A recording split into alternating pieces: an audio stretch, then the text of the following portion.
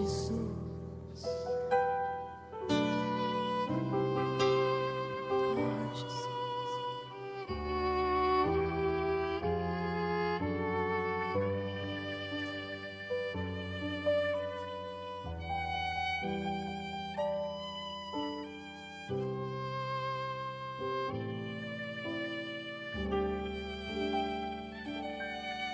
Ouça, menina dos olhos de Deus, menina dos olhos de Deus, menina dos olhos de Deus, é você, atraída à presença do Senhor, com laços de amor.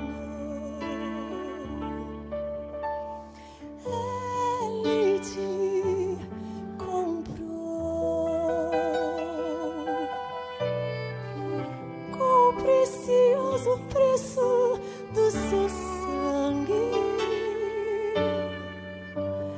que na cruz derramou, para trazer tua cura e libertação. Não chores mais, menina. Meu nome é Marina. E eu vou contar a minha história de vida aqui. Tudo começou no ano de 2006, quando eu tinha acabado de passar no vestibular para odontologia. Eu tinha 18 anos e estava numa época muito feliz da minha vida, realizada, como o meu sonho tinha se realizado. Era a profissão que eu queria. E depois que eu entrei na faculdade, em abril, começou a surgir umas dores nas pernas, que não passava só com muito anti-inflamatório e doía muito. E aí a gente começou a procurar médicos para saber o que era aquilo. Aí a minha mãe procurou uma médica da família, que é reumatologista, né, que a gente pensava que era reumatismo, dor na perna, para ver o que ela achava que era. Aí ela pediu um exame de sangue, um hemograma, para ver como que estava o meu sangue. Eu fiz e aí deu uma pequena anemia de leve, que ela receitou um remédio para me tomar durante 2 meses e disse que durante 2 meses aquilo ia passar. E pediu um raio-x também, falando que talvez aquelas dores nas pernas seria devido ao estresse que eu tinha passado do preparo para o vestibular. E ela pediu também raio-x da coluna, porque ela achava que aquelas dores nas pernas era devido a uma pequena escoliose na coluna. E falou para mim começar a fazer terapia de RPG para ver se aquilo parava. Eu comecei a fazer, só que as dores vinham cada vez mais fortes. Aí eu procurei um ortopedista, ele fez novos exames de raio-x, ninguém encontrava o problema. Passava mais remédio, não adiantava, as dores só aumentavam. Aí eu procurei novamente um neurologista para ver se era problema no nervo. Só que depois, com todos os exames, aquilo não passava de jeito nenhum e as dores só iam piorando cada dia mais e com doses mais altas de remédio.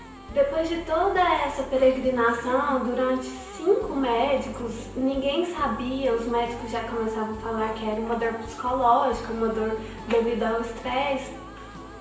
Eu já não sabia mais o que fazia com tanta dor que eu sentia.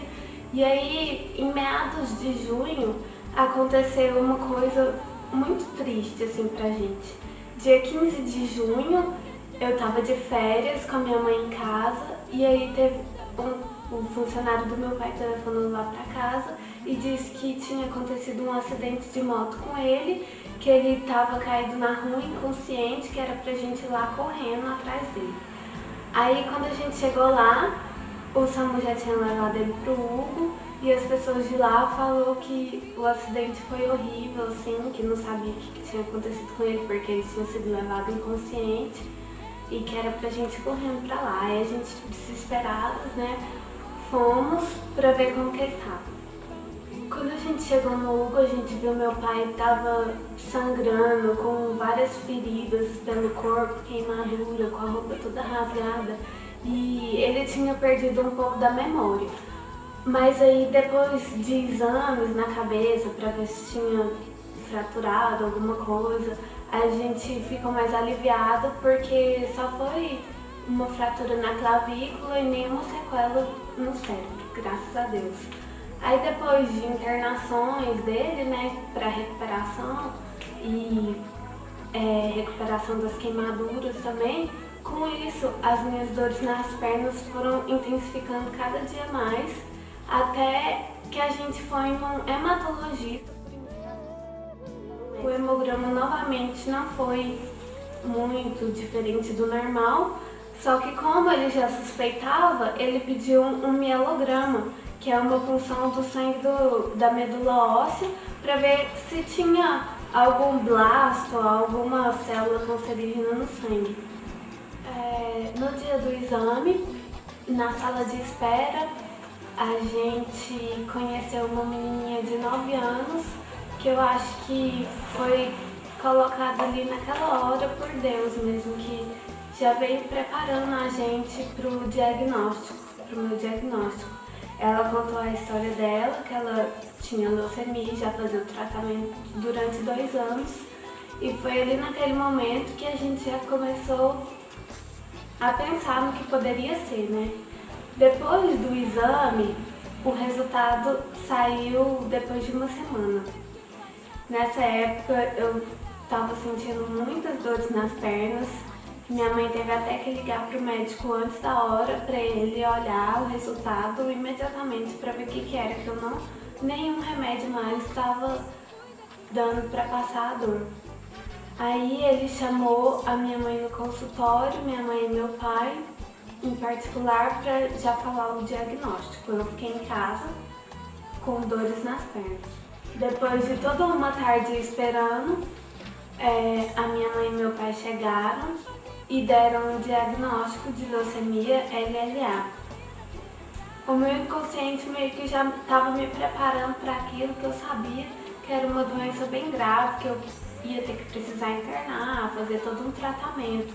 E na hora a gente não tem muita consciência das consequências da doença, só depois que a gente passa que a gente vê como que ela é, como que é o tratamento. No mesmo dia eu fui internada para tomar a quimioterapia e para fazer um diagnóstico mais preciso. Quando eu cheguei no hospital, dia 15 de agosto de 2006, eu cheguei e fiquei muito impressionada, assim, que era um ambiente muito diferente de tudo aquilo que eu tinha vivenciado em toda a minha vida. Eu nunca tinha presenciado um ambiente de hospital, de doença, tinha ficado internada, nunca. No dia da minha internação, eu já conheci várias pessoas que tinham LLA também e que estavam fazendo o mesmo tratamento que eu. E assim, eu fiquei muito assustada com a aparência delas, careca, pálida, amarela, magra, e eu não tinha noção de que daqui a alguns dias eu ia ficar daquele jeito também. No outro dia de manhã, eu fiz outro mielograma para saber qual o tipo de quimioterapia que eu iria tomar. Com o resultado, o médico já veio me dar as informações de como seria a quimioterapia, que eu ia me sentir mal, que o meu cabelo ia cair, que eu ia vomitar, que eu ia ficar fraca, debilitada, não poderia sair de casa, ia surgir infecções, que eu teria que voltar para tomar antibiótico, e aquilo tudo seria uma rotina para mim durante 8 meses. Depois de um bom tempo ali no hospital, tomando o primeiro ciclo de quimioterapia, dentre as 8 que eu faria, o médico veio me dar alta e aquilo pra mim foi um momento muito feliz, que eu iria voltar pra casa depois de tanto tempo fora de casa. Todos os dias eu teria que voltar ao hospital, fazer hemograma para ir acompanhando o meu sangue, como que seria a evolução, porque a minha imunidade iria abaixar, as hemácias iriam abaixar. Então eu teria que fazer um acompanhamento médico todos os dias. No outro dia eu fui fazer o exame de sangue e ainda estava muito fraca e com muita dor de cabeça devido à anemia forte. Naquele dia eu não conseguia nem ficar em pé direito, porque eu passava mal, ficava com muita dor de cabeça. O médico, já suspeitando de infecção, veio com um termômetro que deu 34 graus Celsius. Aquilo não era febre, mas era uma hipotermia que poderia ser causada por uma infecção também. E ele disse que eu teria que internar para tomar antibiótico. Aquilo para mim foi um baque, porque eu não sabia que era tão assim rápido. Um dia que eu tinha ficado em casa, já ia internar de novo para tomar antibiótico, ficar mais de uma semana no hospital. E eu não estava acostumada com aquela rotina. E depois disso tudo que eu voltei para casa, fiquei apenas alguns dias e já tive que internar novamente para o segundo ciclo. Eu comecei a fazer o segundo ciclo de quimioterapia e foi a mesma coisa. Eu internei para tomar quimioterapia, voltei para casa, fiquei alguns dias e voltei com febre, com infecção e tive que tomar um antibiótico. Depois desse ciclo, todas as pessoas fazem outro mielograma para saber como que foi o resultado da quimioterapia no nosso organismo. E eu fui fazer o mielograma novamente. O resultado não foi o esperado, porque o meu organismo não reagiu bem às quimioterapias, ficando ainda células ruins no meu sangue, não sendo satisfatória a resposta da quimioterapia. Daí o médico já veio conversar com a gente sobre a hipótese do transplante, devido à minha medula não ter reagido bem à quimioterapia. No futuro eu teria que pensar num transplante depois dos 8 ciclos de quimioterapia. A gente no momento não deu muita importância para isso, apesar de a gente ficar muito triste com o resultado. Mas a gente pensou que continuando ali o tratamento, tudo ia ficar bem e que eu não ia nem precisar de transplante. No terceiro ciclo já fiz novamente a quimioterapia, o quarto, o quinto foi passando o tempo, eu fui conhecendo as pessoas, fui tendo as reações que foram piorando ao longo dos meses, porque os últimos ciclos são os piores, os mais fortes, o nosso organismo já está debilitado, já está fraco. A gente sente mais reações agressivas ao nosso organismo. Eu tive vários meses com hemorragias fortes. E na véspera do Natal, eu tive uma pneumonia muito forte, que normalmente as pessoas, quando ficavam com pneumonia lá, iam para o balão de oxigênio, ficavam entubadas, precisavam tomar vários dias de antibiótico e a minha pneumonia veio muito forte, mas novamente a mão de Deus foi mais forte ainda. Eu me recuperei muito rápido, não precisei nem do auxílio de oxigênio para recuperar e meu organismo voltou sozinho, combateu apenas ali com um antibiótico. Eu sarei daquela pneumonia. Na véspera do Natal, eu tava bem em casa, tava feliz porque ia passar o Natal com a família, ia passar o Natal em casa bem. Só que bem na véspera, no dia 23 de dezembro de 2006, uma dor de garganta muito forte atacou ali e que não passava de jeito nenhum. E aí eu fui pro médico e ele disse que infelizmente eu teria que internar novamente para tomar antibiótico. Se a gente esperasse o Natal passar para depois tomar um antibiótico, aquilo poderia progredir para uma infecção mais grave. Nesse momento foi uma fase bem difícil. Todo Natal a minha família se reúne numa chácara para comemorar, e ele faz a ceia, faz a oração do Natal, faz uma comemoração bem grande. No dia 25, eles foram fazer uma surpresa para mim, lá no hospital, indo todo mundo lá, me dar Feliz Natal. Ensaiaram até um pequeno coral ali para cantar para mim, para me deixar um pouco mais feliz, para passar um momento do Natal comigo. me levaram presentes, cantaram, fizeram orações. E ali eu vi a presença de Deus na minha vida, através da minha família, que apesar de eu estar no hospital, eu tinha o apoio da minha família, eu tinha o apoio da minha mãe, do meu pai, que em nenhum momento me deixavam ficar triste, nunca me deixaram desistir de lutar. Nessa época, a ideia do transplante foi se intensificando. Meu médico me deu um encaminhamento para o Araújo Jorge para me fazer uma consulta com o transplante de medula óssea lá, para ver o que seria o melhor para mim. Foram feitos testes de compatibilidade com os mais próximos da minha família, que eram o meu irmão, os meus pais e meus avós, e infelizmente eles não foram compatíveis comigo. Devido a isso, eu entrei para o banco de receptores de medula óssea, que é um banco de pessoas que têm problemas no sangue, que necessitam de uma medula óssea e que estão à espera de uma medula compatível através de doadores voluntários que possam doar ali um pouco do seu sangue para ver se é compatível com alguém. Voltando um dia no hospital para fazer os exames de rotina,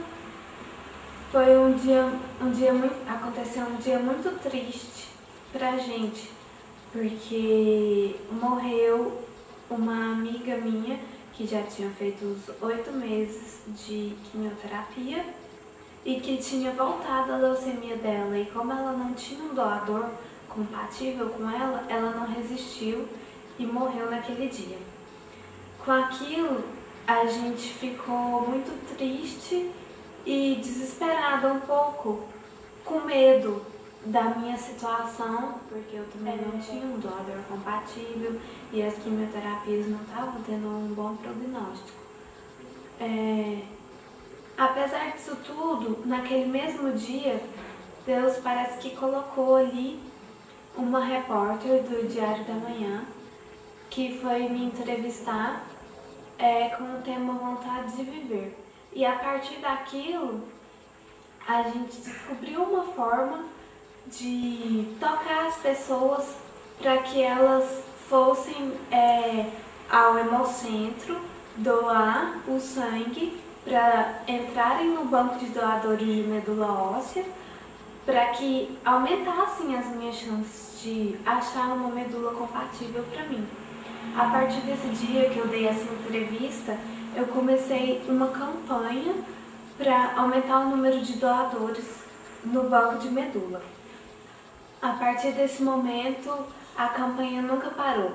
Várias pessoas se mobilizaram ao meu favor, indo ao Hemocentro, doar um pouco do sangue para ver se eram compatíveis comigo.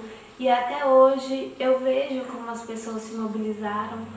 E hoje eu agradeço a todas essas pessoas que não ajudaram só a mim, mas a tantas outras pessoas com o mesmo problema que hoje eu até colho o fruto dessa minha campanha. Através da minha campanha, muitas pessoas foram beneficiadas. Hoje eu já sei que 2 pacientes que estavam precisando, que tinham leucemia, que estavam precisando de medula, acharam doadores compatíveis através da minha campanha, mas infelizmente até hoje, depois de 2 anos, eu não encontrei nenhum doador compatível. E por toda essa demora e pela pressa de um doador que eu tinha, veio a ideia de um novo irmão para mim, possivelmente compatível. Mas isso não era uma coisa fácil de se fazer, porque a minha mãe já era operada, já tinha feito laqueadura. Então a gente teve que procurar um médico especialista em fertilização. A gente tinha muita pressa para achar um doador, porque os médicos falavam que depois das 8 quimioterapias eu já precisava de ir para o transplante, porque provavelmente só a quimioterapia não ia adiantar nada para mim. Então a minha mãe começou um tratamento muito rápido, para que fosse fertilizado um embrião, para que aquela criança pudesse salvar a minha vida. Nessa época que a minha mãe começou a fazer o tratamento, foi uma época muito difícil porque foram os últimos ciclos de quimioterapia. Foi em meados de fevereiro que eu estava nos últimos ciclos e foram os mais difíceis porque o meu corpo já estava muito debilitado, eu já estava muito fraca, já tinha passado por um longo período de intoxicação de quimioterapia e já tinha muitas reações mais fortes. Estava pegando pneumonia várias vezes, com muita hemorragia, tomando muita bolsa de sangue, muita bolsa de plaqueta. E devido a isso, ela ficava muito ansiosa em casa, estressada por causa da rotina. E foi nessa mesma época que a Josiela, que uma menina que tinha LLA também, que a gente ficou muito amiga dela, ficou um bom tempo na UTI, com pneumonia também, e que acabou morrendo depois. Isso tudo foi gerando um estresse muito grande na nossa vida, uma ansiedade, um nervosismo, que acabou não surtindo um efeito bom na inseminação que a minha mãe tinha feito. Por isso, a primeira tentativa não foi satisfatória e o resultado do exame de gravidez deu negativo. Apesar de toda a nossa tristeza em relação ao resultado, a gente aceitou a vontade de Deus para as nossas vidas. E eu continuei o meu tratamento normalmente, com os últimos ciclos de quimioterapia, e meu tratamento já estava acabando, e a gente resolveu que a minha mãe faria outro tratamento novamente depois que eu terminasse todos os meus ciclos de quimioterapia, porque eu estaria em casa, a gente estaria mais tranquila, sem o estresse de hospital, sem a rotina do hospital. No dia 1º de abril de 2007, foi o último dia da minha internação, do meu tratamento. Depois disso, graças a Deus, nunca mais eu internei, e que agora está fazendo 1 ano já. E depois desse dia que a minha mãe voltou ao médico para fazer um novo tratamento de gravidez. Depois de feito os 8 ciclos de quimioterapia, um novo mielograma foi feito para ver como que estavam as minhas células cancerígenas. O resultado novamente mostrou que ainda a doença persistia. E o nosso desespero pela busca de um doador foi tão grande que nos levou a viajar até Curitiba para o melhor especialista de transplante de medula óssea. Apesar da viagem ter esse motivo, foi uma viagem muito boa, que gerou muita união entre nós 4, uma viagem que nos deu um descanso muito bom e que toda essa alegria, toda essa tranquilidade fez com que a segunda tentativa do tratamento da minha mãe desse muito certo, que meses depois a gente ficou sabendo que ela estava realmente grávida e a nossa alegria ali foi maior ainda. Nessa época eu comecei a fazer o tratamento para leucemia de manutenção no Araújo Jorge, que era um tratamento mais leve, mas que eu não deixava de tomar a quimioterapia toda semana e nem acompanhar através de hemogramas semanalmente como que estava ali o meu sangue. A nossa expectativa era muito grande à espera dos bebês, que a gente até ficou sabendo depois que eram 2. A gente ficou mais feliz ainda, a alegria em dobro, que viriam novos bebês para alegrar aquela casa e para abençoar todos nós também. Nessa época, em agosto de 2007, eu voltei para a faculdade.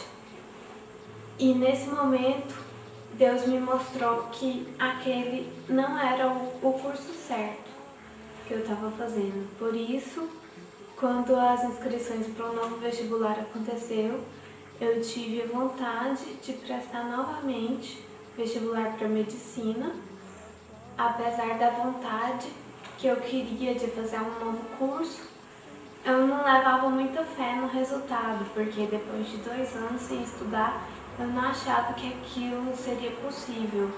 De eu passar no vestibular, depois de tanto tempo no hospital, sem estudar, sem ter ido para a faculdade, sem estar em contato com os estudos, eu não achava que aquilo era possível para mim, eu não tinha muita fé nisso. Mas novamente, Deus me mostrou que Ele é maior de tudo aquilo que eu pensava.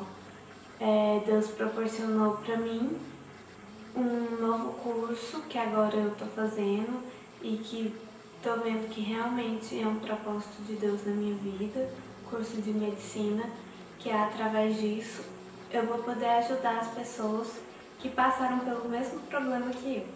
No 6º mês de gravidez da minha mãe, ela começou a sentir várias dores devido às contrações que ela estava tendo, porque foi uma gravidez muito difícil, porque era uma gravidez de gêmeos, então a barriga estava muito grande, aumento de peso muito grande, então estava tendo muitas dores e por isso, infelizmente, ela teve que internar para tomar um remédio para parar essas contrações. Ali a gente pensava que era um momento normal, que aquilo era normal da gravidez, que ela ia tomar aquele remédio, que ia dar tudo certo, a gente ia voltar para casa e os nenéns iam nascer. Só que não foi isso que aconteceu. A bolsa amniótica de um dos nenéns, o Davi, rompeu e o líquido amniótico foi saindo aos poucos. E por causa disso, minha mãe tinha que ficar em repouso absoluto, porque ia causar sequelas para o bebê. Esse momento foi um momento muito difícil para nós, porque a nossa expectativa com aquela gravidez era muito grande. E o nosso propósito era tirar o líquido da placenta, do sangue umbilical, para que fosse feito o transplante de medula para mim, através desse sangue. Só que como o bebê sendo prematuro, apenas com 6 meses, o sangue ainda seria muito pouco pro tanto que eu precisava. E também porque os nenéns seriam muito prematuros e teriam um risco de vida para eles. Só com a ideia do parto, a gente já ficava muito desesperado, com muito medo de tudo isso acontecer. Mas o inevitável aconteceu num dia que a minha mãe teve várias contrações, perdeu muito líquido amniótico. A médica chegou e disse que não tinha jeito, que tinha que fazer o parto, senão o neném não aguentaria. Exatamente no dia 4 de novembro de 2007, a minha mãe foi encaminhada para a sala. Apesar de estar chorando muito, de todos nós estar ali muito preocupados, tanto com a quantidade de líquido que seria retirado, tanto com os bebês que seriam muito prematuros, que teriam que ficar na UTI. Depois do parto, os nenéns Pedro Augusto e Davi foram direto para a UTI e depois disso, logo o meu pai foi visitar eles na UTI. Chegando de lá, ele veio muito triste e contou pra gente que o cordão umbilical tinha nascido enrolado no braço direito do Davi, que estava muito roxo, muito escuro, sem circulação sanguínea, tinha nascido sem pulsação e que a médica tinha falado que não adiantasse a voltar à circulação sanguínea, infelizmente teria que ser amputado. Meu pai saiu da UTI muito abalado por causa disso e pelos nenéns terem nascido muito prematuro, eles estavam muito abaixo do peso, muito magrinho, muito pequenininho e muito debilitado. E o pulmão ainda não estava formado, eles tiveram que ser entubados, respirar através do aparelho. E a médica falou pra gente que o risco de vida deles ainda era muito grande. A nossa vida ficou muito mais difícil ainda, porque a minha mãe estava em casa de resguardo, eu com o meu tratamento, que era muito difícil, precisava de muita atenção, ia no hospital todos os dias. E além disso tudo, ainda minha mãe precisava de tirar o leite para levar para eles na UTI durante 2 vezes na semana e acompanhar todo o processo de evolução deles. Com o tempo, eles foram melhorando aos poucos, ganhando peso, o pulmão foi amadurecendo. E com toda essa rotina, a gente sofreu muito também, porque foi uma rotina muito estressante. Ficava de 2 em 2 hospitais, da UTI neonatal, ia pro Araújo, fazia meu tratamento. Então foi uma época muito difícil, porque depois de 42 dias, mais ou menos, primeiro o Pedro Augusto saiu da UTI e foi uma felicidade muito grande pra gente, porque os dois, logo depois saiu o Davi e os dois estavam perfeitos. O braço do Davi tinha voltado normalmente a circulação e os dois estavam muito saudáveis. Eles voltaram para casa, apesar ainda de estarem magros, abaixo do peso, debilitados. Eles já estavam fora de risco de vida, precisavam ainda de uma recuperação, precisavam ainda de ficar em casa.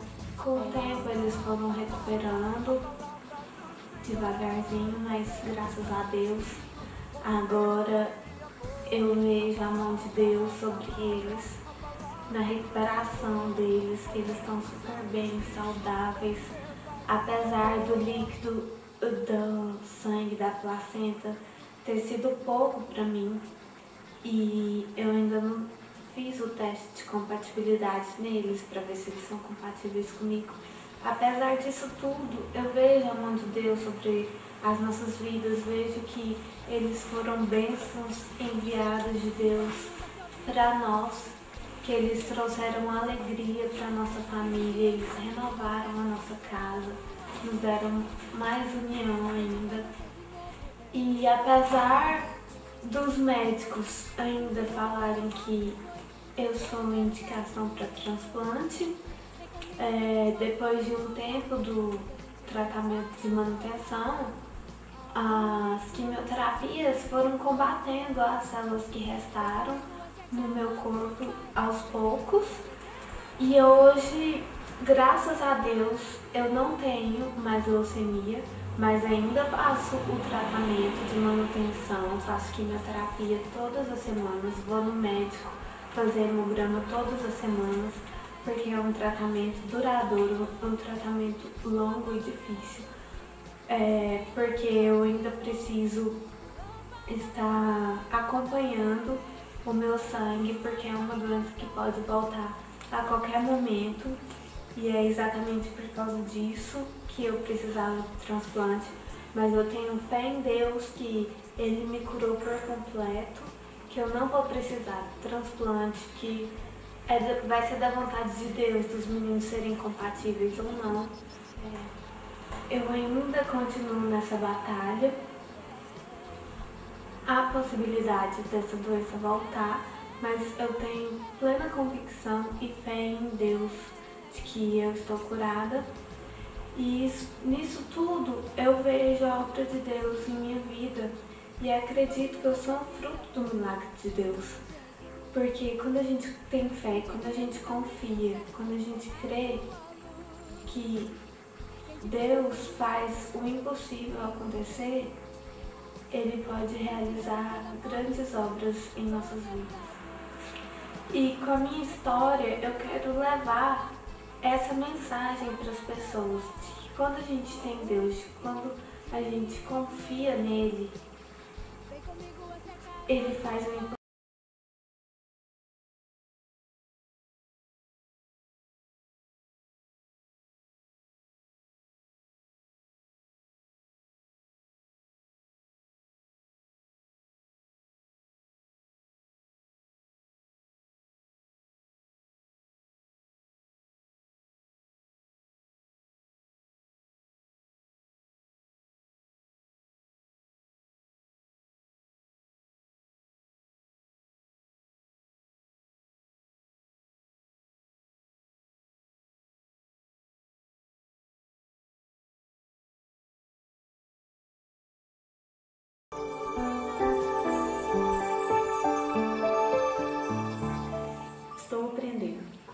aprendendo a amar como Jesus nos ensinou. Estou tentando. Estou aprendendo a aceitar as pessoas mesmo quando elas me desapontam, quando me ferem com palavras ásperas ou ações impensadas.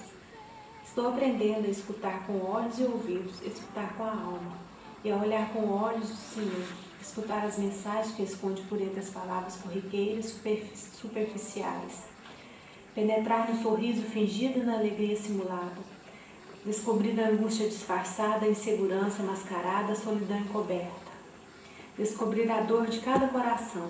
Aos poucos estou aprendendo a conhecer pessoas, ou melhor, a mim mesmo. Estou aprendendo a perdoar, lançando fora mágoas e apagar as cicatrizes que a incompreensão e a insensibilidade cravaram no meu coração. Estou aprendendo o valor que se encontra em cada vida. No entanto, estou aprendendo a me amar com amor sadio, amor livre. Amar como eu sou, independente se sou gorda ou magra, baixa ou alta.